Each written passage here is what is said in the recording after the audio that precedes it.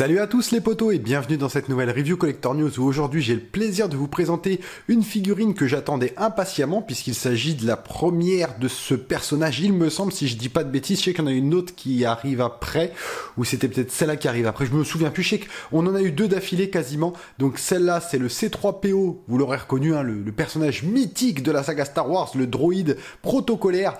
Donc celui-là c'est celui qui a inspiré, si je dis pas de bêtises, de l'attaque des clones, hein, lors de la bataille de Synosis, dans l'espèce d'arène.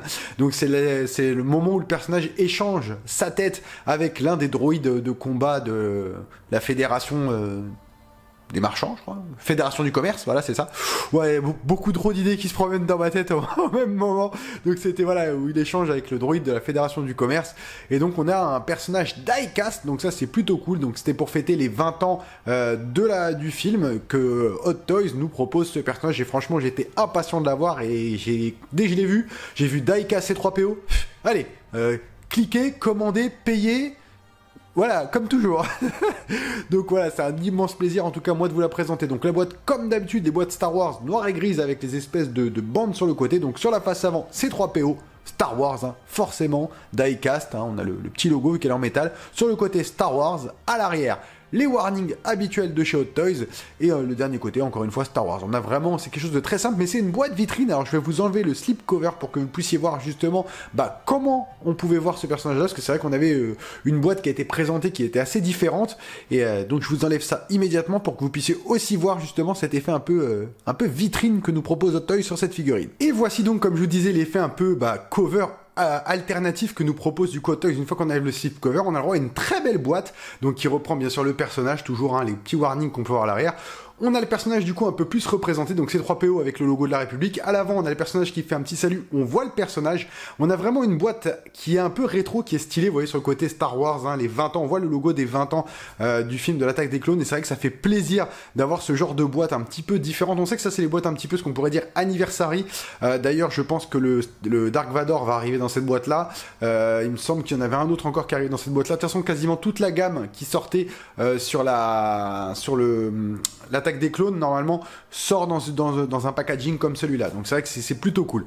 Mais je sais très bien ce qui vous intéresse, même s'il est très beau, c'est pas le packaging, c'est ce qu'il y a dedans. On s'attaque tout de suite au contenu de la boîte. C'est parti. Au niveau du contenu de la boîte, donc on a quand même quelque chose d'assez simple, hein. Il n'y a pas grand chose sur ce personnage-là. Du coup on a le personnage die-cast magnifique. On a le petit HS, justement comme je vous disais, du droïde du commerce qui est vraiment cool. Ah, j'aime beaucoup ce petit HS, il est vraiment sympa, avec cette petite partie qui bouge en plus. Non, franchement c'est top, on a un beau weathering dessus, donc c'est plutôt cool. On a un blaster, donc un blaster, ça c'est vrai que c'est vraiment top. Un petit blaster qu'on pourra lui mettre dans les mains ou pas. On a le personnage ici, donc comme je vous disais, entièrement métal, un stand rectangulaire comme on en les a sur les licences Star Wars, et plusieurs paires de mains avec certaines poses. Il y a des piles, donc à mon avis il doit y avoir un light-up que je vais vous mettre, hein, rassurez-vous. Mais je sais très bien que tout ce qui vous intéresse, hein, c'est vraiment qu'on détaille un peu tout ça. Donc comme toujours, on s'attaque aux accessoires, au HS, à la figurine, et on fera quelques pauses. C'est parti. Voici donc tous les accessoires de la figurine. Je pense que, alors, sans m'avancer, hein, ça va être très rapide. Parce que ils se sont pas embêtés, hein. Les gars, ils ont dit quoi? Mais lui, 4 mains, un blaster, une tête et un stand. Hein, les mecs, s'ils veulent, tout ce qui les intéresse, c'est la figurine die-cast. Le reste, c'est bonus. Et en plus, c'est vrai que déjà que c'est un personnage qui n'a aucun accessoire dans le film. Il a uniquement sa combinaison. Donc, bon, effectivement, hein, on en a déjà plus que des essais.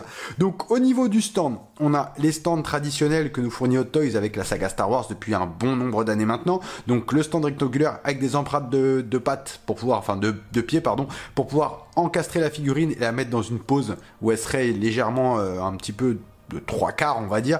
À l'avant, qu'est-ce qu'on a? Star Wars C3PO. À l'arrière, comme toujours, les petits copyrights, hein, 2023 Lucasfilm.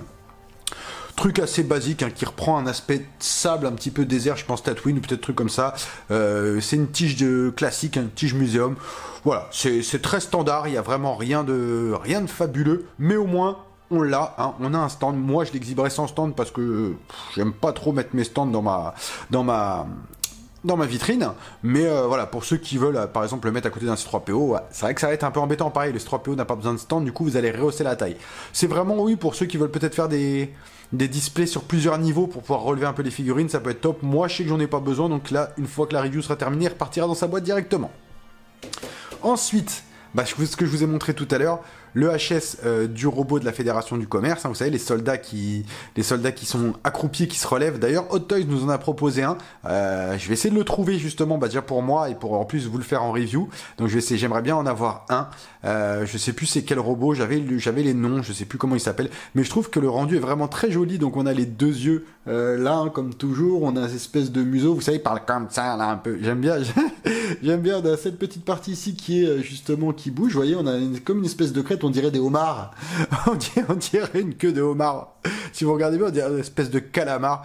Mais je trouve que le paint est vraiment très réussi, le weathering dessus, pareil, c'est top. Et en plus, on pourra du coup le mettre sur le body avec à la place de la tête de C3PO. Donc ça, c'est cool. Ensuite, on a le blaster, pareil, toujours qui fait partie de ceux des droïdes de la Fédération du Commerce. Donc le blaster, il est super bien fait, il est très très joli. Rien qui bouge dessus comme toujours, mais on a un petit aspect métal ici, ici et ici, donc c'est plutôt cool. J'aime bien. D'ailleurs, ils nous ont fait une main, je pense, c'est pour tenir le blaster. Enfin, il y a des mains pour tenir le blaster, donc c'est plutôt cool à avoir. Moi, je sais que je vais l'exhiber en position C3PO classique, donc tout ça, ça va repartir dans la boîte. Mais si un jour, voilà, j'ai envie de me faire un petit délire, je sais que j'aurai le blaster, la tête, j'aurai tout ce qu'il faut. Donc ça, c'est vrai que c'est bien de nous donner le choix. Vous voyez, ça nous propose une seconde alternative de display, même si pour la plupart d'entre nous, je pense qu'on va le présenter en C3PO. Mais déjà, cette arme-là, elle est plutôt cool. Ensuite, au niveau des mains, donc, vous le savez, hein, les mains, je suis très regardant. Donc, on a les mains de C3PO ici. Donc là, on a, je pense, une main, ça doit être pour montrer peut-être une direction. Peut-être, ouais, je pense, pour montrer une direction. Là, on a une main pour peut-être tenir quelque chose ou faire comme s'il buvait le thé, je pense, quelque chose comme ça. Là, on a encore une main, pareil, qui pointe dans la direction. Vous voyez, on a pas mal de petits détails métalliques dessus, hein, ici, déjà. Donc, qui font les raccords de doigts. À l'intérieur, pareil, on a des petites choses. Non, c'est plutôt cool. C'est plutôt cool. Et alors, ouais, en fait, les mains, c'est des mains... À chaque fois, c'est les mains miroirs. Hein. C'est simple, ce qu'ils nous ont fait, grosso modo, ça a l'air d'être des mains miroirs. Non, à part ces deux-là, mais sinon, les deux autres, là, c'est des mains miroirs, ça. C'est-à-dire que c'est la même main, c'est la même pose. Peut-être pour faire une pose du personnage. Là, pour faire une pose peut-être un peu dandy. Et là, une pause, vous savez, un petit peu... je sais pas encore ce que je vais utiliser. Donc, vous voyez, au niveau des trucs, donc on a du coup, comme je vous disais, donc 4 mains plus 2 sur la figurine, ça nous fait 3 paires de mains au final. Il y a vraiment pas grand-chose sur la figue. Mais le peu qu'il y a, en vrai, même si ça n'avait pas été présent, moi, je considère personnellement que ça m'aurait pas manqué. Écoutez, on va passer tout de suite à la figurine et franchement vous allez voir, moi depuis tout à l'heure je l'ai déjà regardé au moins pour 10 minutes, j'ai regardé sous tous les angles, j'ai déjà vu quelques petits défauts mais il y a des trucs qui sont vraiment cool dessus. Allez, voici donc la figurine de C3PO, donc la version die-cast du personnage qui est incroyable. On a vraiment un C3PO, vous savez ce qui est à ce moment-là dans l'attaque des clones, il a pas comment ça s'appelle, il a pas donc c'est juste après la menace fantôme. Dans la menace fantôme, c'est là que Anakin en enfant est en train de le construire. Dans la menace fantôme, dans l'attaque des clones, c'est là justement où il est déjà utilisé, donc il fonctionne et tout, mais il n'est pas encore dans son habit totalement doré.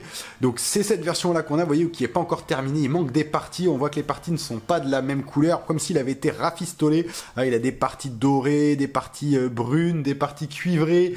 Voilà, il y a pas mal de petites choses. Vous voyez, il a une épaulette noire, là l'épaulette elle est brune. Là on dirait que le bras il a été rafistolé avec tous les morceaux d'autres C3, enfin d'autres modèles comme ça. Donc c'est plutôt cool, c'est plutôt bien fait. J'adore vraiment le rendu que nous a donné Hot Toys là-dessus. Donc au niveau des articulations, alors on va pas tripatouiller une heure. Je suis même pas sûr que ça se plie. Ah si, ça se plie ici. Et honnêtement, c'est cranté, mais vous aurez pas une dinguerie. Au niveau du crantage, je suis même pas sûr que je puisse. Non, je peux pas aller plus loin. On est au maximum, vous le voyez. Donc on a un crantage qui est quand même assez limité ici. Au niveau des jambes, alors là c'est pareil. Ça va être, c'est vraiment très limite. Ça va être sur le côté comme ça éventuellement qu'on va pouvoir bouger. Et c'est quand même assez dur. Il faudra faire gaffe de pas marquer le body, même si ça fera des traces qui feront de l'usure. Donc en vrai, c'est pas vraiment dérangeant. Hop, les bras, c'est pareil. Les bras, là voilà, on est au max de ce que... Hop, excusez-moi, c'est mieux comme ça. On est au max de ce qu'on peut faire au niveau de la pliure. Vous n'aurez pas mieux que ça. Vous pouvez le lever et le rabaisser un petit peu, le monter, hop, comme ça. Vous voyez, parce que c'est cette partie-là du coup qui va tourner, donc on peut faire comme ça. Attendez, hop, tac, voilà. Mais on n'aura pas... ça reste un robot. On n'a pas forcément une grosse amplitude, vous voyez. Ça va vraiment être le bras qui va bouger. Et là, le bras, il va toujours rester à moitié plié, de toute façon, comme dans le film. Mais c'est pas dérangeant. Franchement, moi, ça me dérange pas. En tout cas, ça me dérange pas. Vous voyez, on peut les tourner, on pourra faire des poses du personnage, vous savez, quand il est un peu comme ça, là, donc on pourra faire ces poses-là.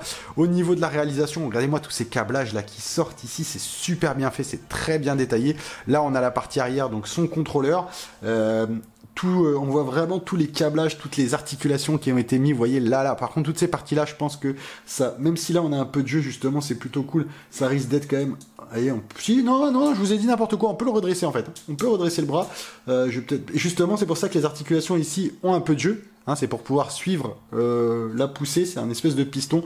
Je pense qu'à mon avis, il faudra pas non plus s'amuser 10 000 fois à faire des mouvements, parce qu'à mon avis, alors, je vous le dis, hein, c'est du plastique très très fragile, à mon avis, ça va péter.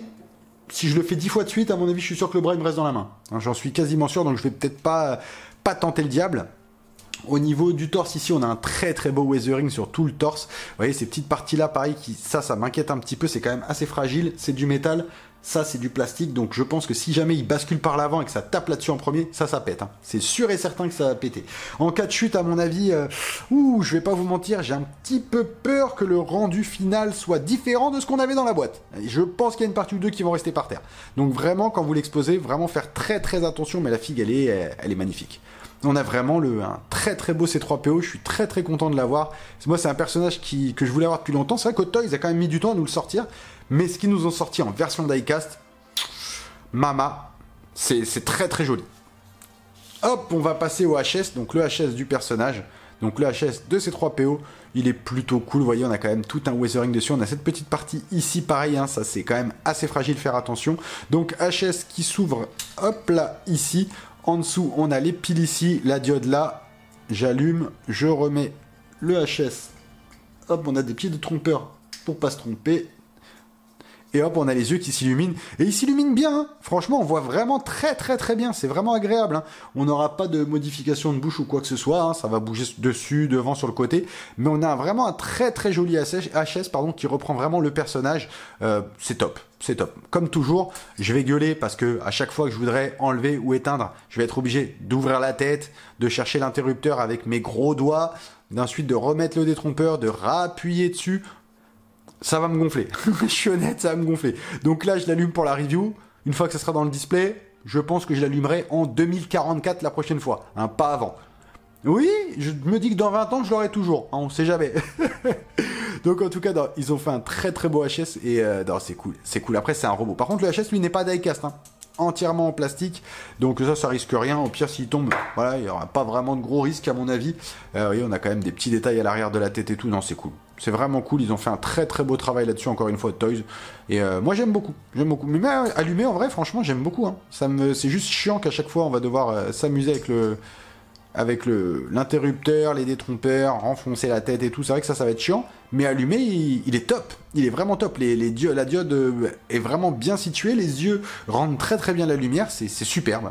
C'est vraiment superbe. J'aime beaucoup ce qu'ils nous ont fait. C'est un super travail. Écoutez, on va faire quelques pauses et puis on en viendra à la conclusion. C'est vraiment, j'avoue, c'était une review qui prenait pas beaucoup de temps parce qu'il y a vraiment très très peu de choses à montrer. Voilà, et c'est comme ça, sur certains personnages, ils se suffisent à eux-mêmes en fait. Donc voilà. Écoutez, on passe aux pauses.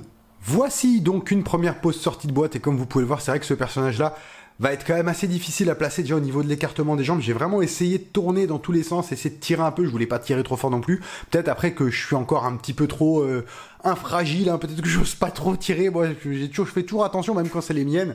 Donc du coup, voilà, ça m'embête un petit peu des fois de pas pouvoir tirer plus. Mais là, j'ai vraiment essayé, hein. Je me suis dit c'est la mienne, vas-y, c'est pas grave. Mais j'ai pas réussi à étendre les jambes suffisamment pour que les pieds se mettent totalement dans la position. Vous voyez, ils sont quasiment mis dessus, mais c'est quand même très compliqué vraiment de les mettre dans les emplacements. Mais sinon, je trouve qu'elle a une super valeur. Et même comme ça, en vrai, ça suffit. Moi, il me plaît très bien. Tu le mets à côté d'un Luke, d'un C3, d'un R2D2, d'un Chewbacca, peu importe ce que tu mets, d'un Han Solo. Je pense qu'il fera totalement le job dans n'importe quel diorama, n'importe quelle situation, n'importe quel display. Il est juste incroyable. Écoutez, je vais faire une deuxième petite pause du coup en essayant cette fois de mettre la tête un peu différente, la tête de droïde du commerce, de la Fédération du commerce et le blaster, hein, qui servent au moins une fois, parce que je vais pas vous mentir, ils serviront que là. Et après, je ferai une dernière pause comme moi, je pense que je vais l'exposer et on en viendra à la conclusion. C'est parti les potos. Voici une deuxième petite pause, du coup, je lui ai mis la tête du droïde avec le blaster. Vous voyez, comme s'il était en train de tirer un peu de 3/4 à une main.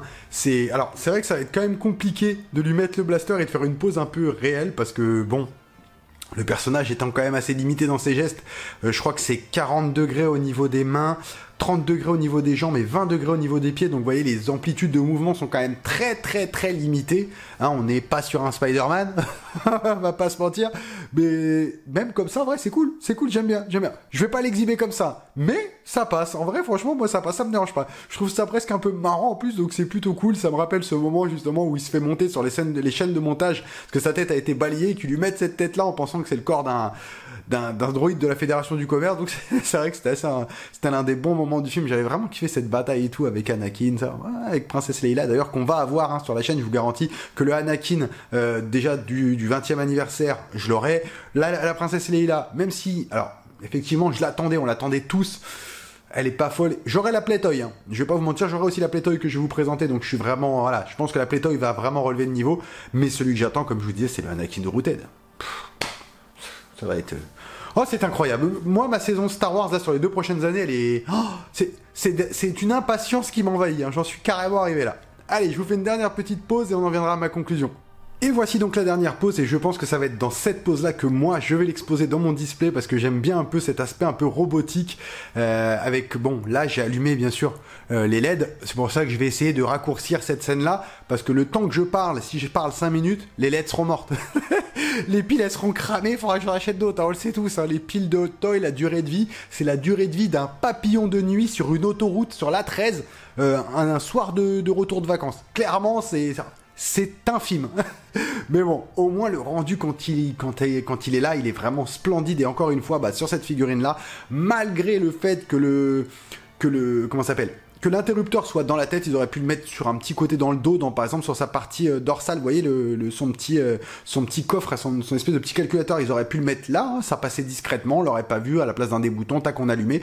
On aurait pu avoir un truc tactile, hein, comme le font d'autres studios sur ce parti.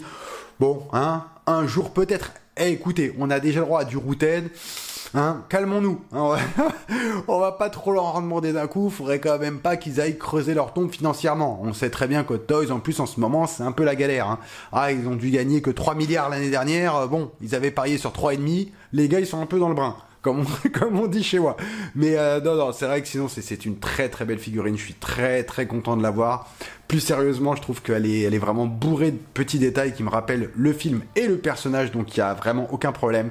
Les articulations, malgré le fait qu'elles soient quand même assez limitées, bah, correspondent malgré tout très bien au personnage. Faut pas oublier que c'est un droïde, c'est pas un humain. Hein, il n'a pas des articulations d'humain, il est quand même limité. On le voit justement grâce au piston qu'il a sur les bras. C'est ce qui lui permet normalement de bouger. Les jambes, pareil. La partie die-cast est vraiment très bien réalisée. Le weathering sur la tenue est incroyable, toutes ces nuances de couleurs qui nous rappellent vraiment le C3PO du début de la saga, de la franchise, sont vraiment très bonnes. Je suis très heureux d'avoir ce personnage là. Le stand, en vrai, que j'ai eu ça ou autre chose, ça m'est égal parce qu'il sera pas sur un stand. Au niveau du blaster et de la tête supplémentaire, moi je m'en fiche complètement. Je sais que certains, ils vont kiffer parce qu'ils vont pouvoir faire un petit peu un moment un petit peu délirant sur ce personnage-là. Moi je suis quelqu'un de classique et je vais m'en servir de manière classique, c'est-à-dire comme ça. Et c'est là que vraiment ce C3PO a toute sa valeur. Donc je suis très heureux. J'ai très peu de mauvaises choses à dire sur ce personnage, si ce n'est que, comme toujours, le prix. Hein, je crois que celui-là il était aux alentours des 390 €. Ça fait mal, ou 390 $, de toute façon ça fait 370 $, je crois, ouais, 390 $, ça fait 370 €. La marge n'est pas grosse, hein, on va pas se mentir, voilà, c'est pas fou. C'est peut-être un peu cher payé, maintenant on paye du die-cast, effectivement, comme toujours, on le sait, quand c'est du die-cast, on paye toujours un petit peu plus cher.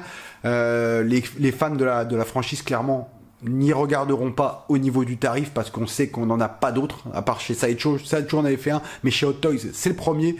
Voilà. Quand il s'agit d'une des premières figurines, en plus, elle est venue dans le temps très longtemps après les premières, hein, plus de 10 à 15 ans après les premières figurines Star Wars. Donc on voit l'amélioration, on voit le savoir-faire de Hot Toys qui est vraiment appliqué sur cette figurine. Donc voilà, je pense que je vois, à mon avis, je crois qu'il y avait encore une version qui allait sortir dorée complète, hein.